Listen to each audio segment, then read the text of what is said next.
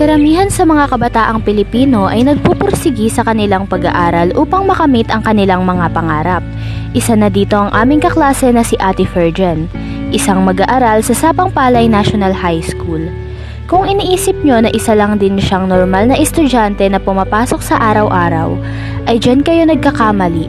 Dahil hindi lang pagpasok sa araw-araw ang kanyang iniintindi, ngunit gayon din ang kanyang pag-uwi. Dahil sa kanyang kondisyon na cerebral palsy hemiplegia.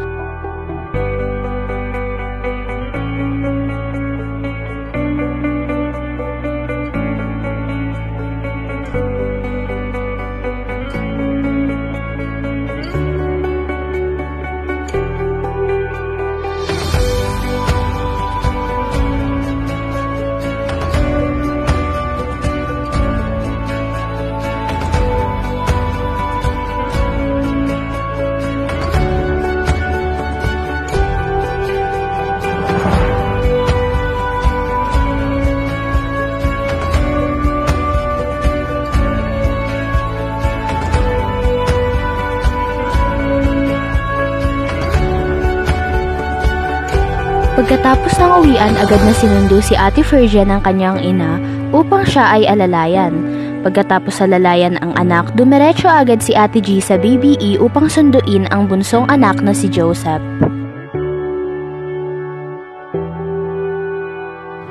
Ang cerebral palsy or CP ay sanhi ng abnormal na pagbuo o pinsala sa mga parte ng utak na nagkokontrol sa pagkilos, balanse at postura.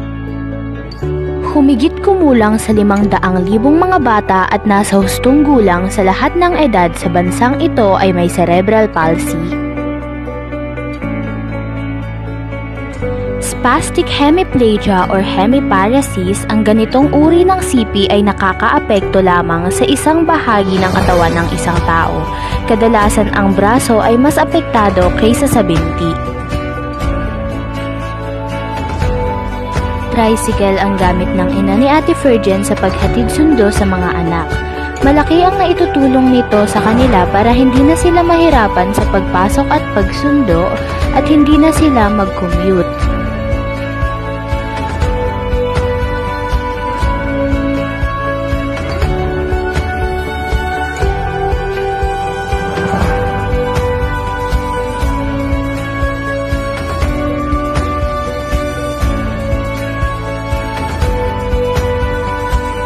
Pagkarating sa kanilang garahe, agad na lumabas si Joseph upang dalahin ang gamit sa kanilang bahay at buksan ang kanilang pintuan.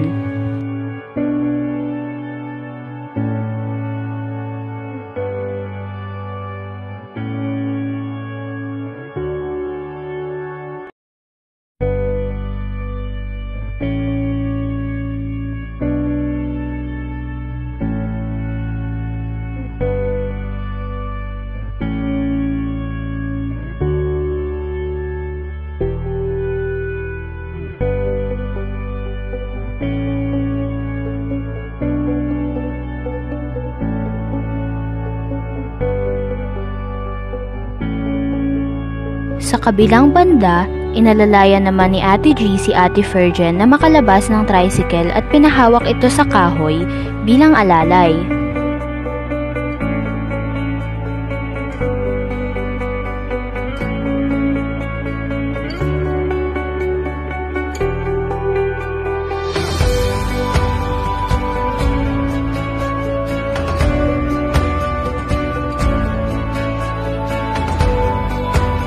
Pagkatapos igarahe ang sasakyan, agad na inalalayan ni Ate G si Ate Fergen paakyat sa kanilang bahay.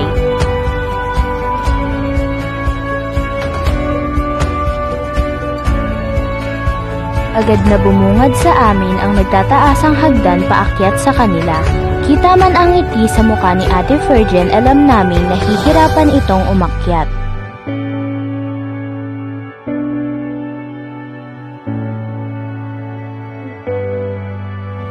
Sa isang dalagang katulad ni Ate Fergen, sobrang hirap ng pag-akyat at pagbaba ng ganito katarik na hagdan sa araw-araw.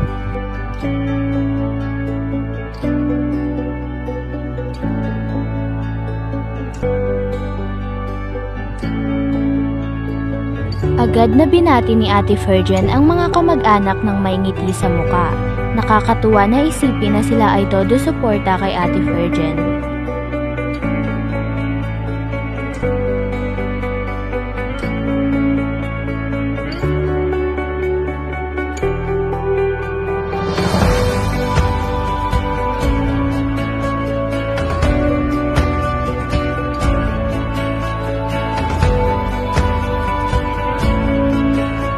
Halata ang hingal at pagod sa mukha ni Ate G dahil sa pag-alalay umakyat sa anak. Ngunit hindi nito mapipigilan ang pagpupursigi ni Ate G para lang makapasok ang anak.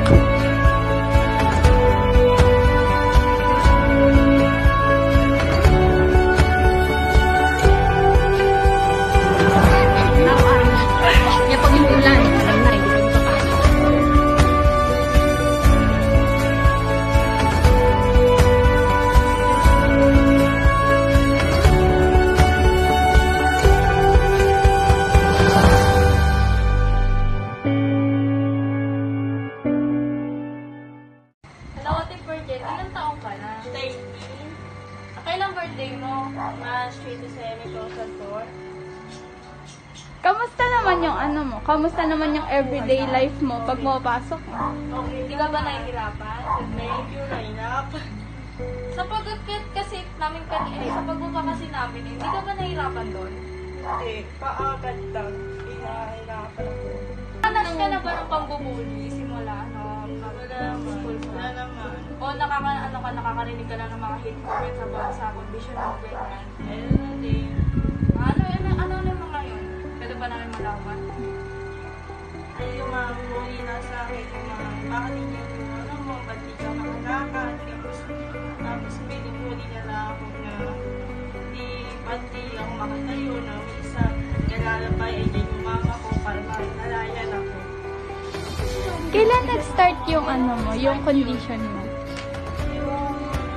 Dito pa ako sa Malimutan ko yung mahirap po ba sa inyo na sa pinalalayan? Pag sinabing mahirap, pero kailangan, mahirap yun, kakayanin. Siyempre, para sa akin. Pero sanay na.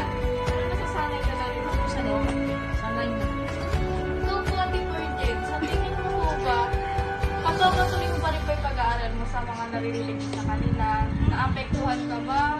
Napentuhan ako, pero tuloy-tuloy pa rin ako. Tuloy-tuloy pa rin. Ano po ang pangarap niyo sa buhay? Dream job, ganun po. Madrami. Hindi, ang job ko, isang